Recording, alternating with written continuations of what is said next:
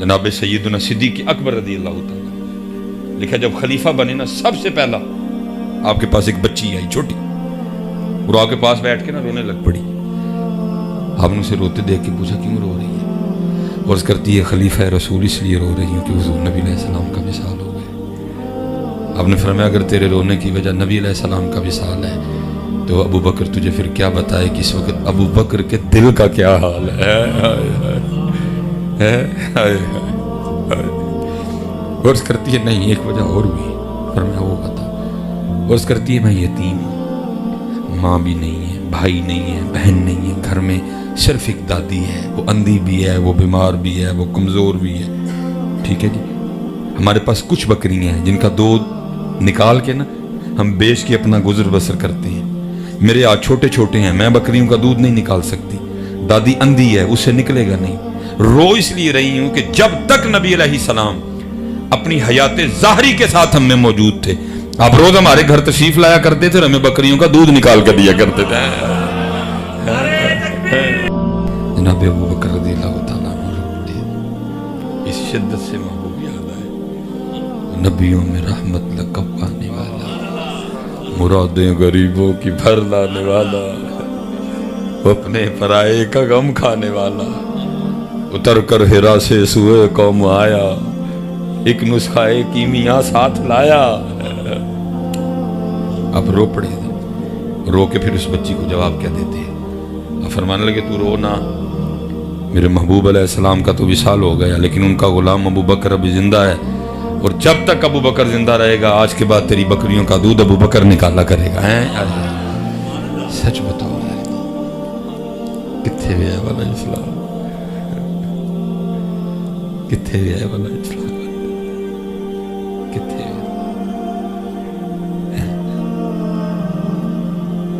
پھر ایک بار رو پڑا. رو کے کہتا کیا ہے؟ تھے تو آبا وہ تمہارے ہی مگر تم کیا ہو. نقشبندی، قادری، چشتی، سہروردی، فاروقی، صدیقی، علوی، حیدری، حسینی، تھے تو آبا وہ تمہارے ہی مگر تم کیا ہو. اسی وسیلے، اسی لڑاکے، اسی بد زبانی کرنا، اسی بد کلامی کرنا، کسی دے کم نہ آنا. نہ اچھا پتر، نہ اچھا خامی، نہ اچھا ملے دار، نہ اچھا ہمسایا، نہ اچھا دکاندار، نہ اچھا گاہک، نہ اچھا بہنوئی، نہ اچھا داماد. تھے تو آبا وہ تمہارے ہی مگر تم کیا ہو. ہاتھ پہ ہاتھ دھرے منتظر فرد.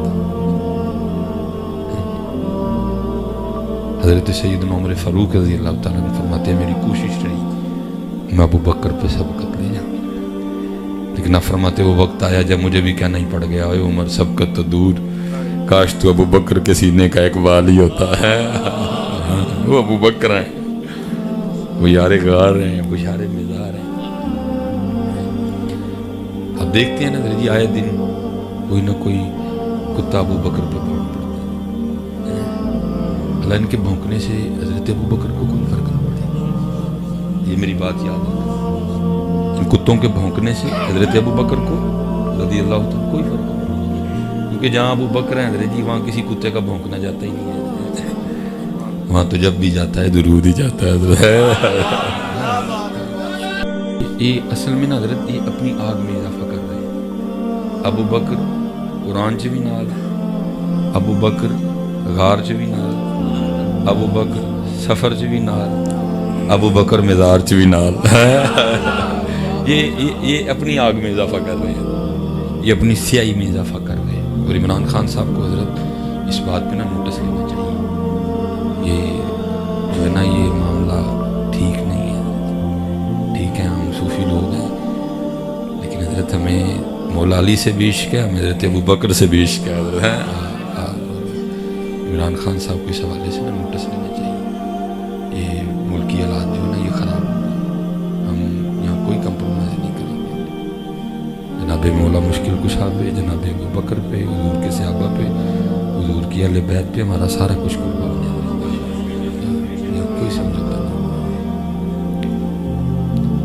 اور فرماتے ہیں کہ مدینہ پاک کے مضافات میں ایک اماں ہی تھی اور ان کے آگے پیچھے کوئی نہیں تھا، بوڑھی تھی، بیمار تھی.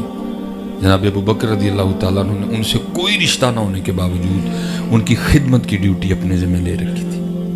اب روزانہ تشریف لے جاتے، جھاڑو دیتے، پانی بھر کے لاتے، آٹا گوندتے، سالن پکاتے، اماں جی کو روٹی کھلا کے واپس آ جاتے. جب کسی سفر پہ ہوتے نا نبی علیہ السلام کی خدمت میں تو کسی کی ڈیوٹی لگاتے. جناب عمر فاروق فرماتے ہیں کہ جناب ابو بکر کسی کی ڈیوٹی لگا رہے تھے، میں نے سن لیا. آپ تو ڈیوٹی لگا کے تشریف لے گئے. میں نے اس شخص سے کہا، میں نے کہا تو نہیں جانا آج میں جانا ہے.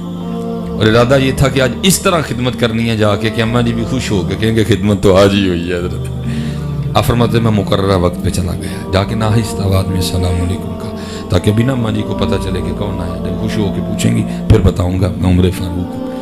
آپ فرماتے جا کے جھاڑو دیا، تازہ پانی بھر کے لایا، آٹا گوندا، سالن پکایا، روٹی بنائی، سالن برتن میں ڈالا، روٹی رکھی، اماں جی کے پاس آیا، ایک نوالا توڑا، سالن میں ڈبویا، اماں جی کے ہونٹوں سے لگایا کہ کھا لیں. کہتے جیسے نوالا ہونٹوں سے لگا اماں جی بول پڑی، آج ابو بکر نہیں آئے، آج ابو بکر نہیں آئے. فرماتے میں بڑا حیران، وہی اس کے لیے تو معروف ہے، مشہوری ہے کہ نبی نہ ہے، لیکن اس کو تو نظر آتا ہے. اور اگر اس کو نظر نہیں آتا تو پھر اس کو کس طرح پتا چل گیا کہ ابو بکر نہیں آئے؟ اس کو تو نظر آتا ہے. پھر مزاج میں جلال بھی تھا. آپ فرماتے میں نے کہا اماں تجھے تو نظر آتا ہے؟ اس نے کہا آنے والے اللہ کی عزت و عظمت کی قسم مجھے نظر نہیں آتا. آپ فرماتے میں نے کہا پھر پتا کس طرح چل گیا کہ ابو بکر نہیں آئے؟ حضرت عمر فاروق فرماتے اس نے منہ کھول کے دکھایا تو اس کے منہ میں دانت ہی کوئی نہیں تھا.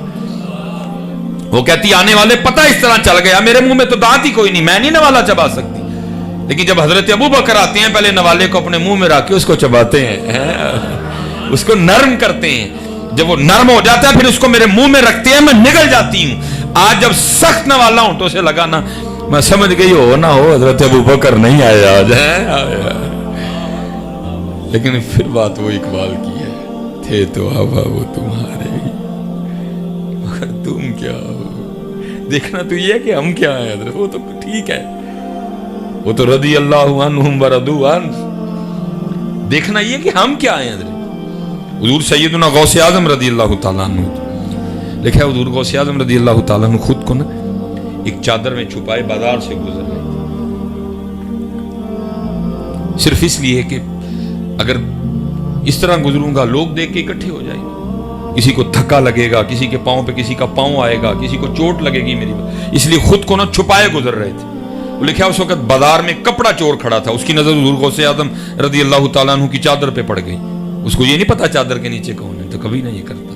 اس نے تو چادر دیکھی نا، اس نے کہا لے بھائی جتنی قیمتی چادر ہے اگر چھین کے بھاگ جاؤں تو کتنے دن کچھ نہیں کرنا پڑے گا، اتنی مہنگی بکے گی. اس نظریے سے نہ پیچھے چل پڑا. ہمارے غوث پاک خود فرماتے ہیں دنیا میرے سامنے اس طرح ہے جیسے کھانے والے کے سامنے دسترخوان ہوتا ہے. آپ کو نہیں پتا تھا پیچھے کون چل رہا ہے، کس نظریے سے چل رہا ہے، پتا تھا. آپ بھی چلتے رہے، وہ بھی چلتا رہا. جب چور کے نزدیک وہ جگہ آ گئی نا کہ اب میں اگر یہاں چادر چھین کے بھاگوں تو بھاگنا آسان ہے، وہ تو بازار تھا نا، رش تھا، نہیں بھاگ سکتا تھا، یہ ٹھیک ہے جگہ. وہ لکھا اس نے حضور غوث پاک رضی اللہ تعالیٰ عنہ کی چادر پکڑ کے نا چادر کو کھینچا. آپ نے اس کو کچھ نہیں کہا. آپ اللہ کی بارگاہ میں عرض کرتے ہیں رب کریم پھڑی چادر پیڑی نیت نہ لیکن پھڑ چادر میری نہیں، پھڑی چادر پیڑی نیت نہ لیکن پھڑ چادر میری نہیں. یا اللہ پھر جو پھاڑی لئی تے اینج دا کرم کر میری چادر پھاڑ کے میرے نال ہی جنت چ جائے. تھے تو آبا وہ تمہارے، تھے تو آبا وہ تمہارے مگر تم کیا.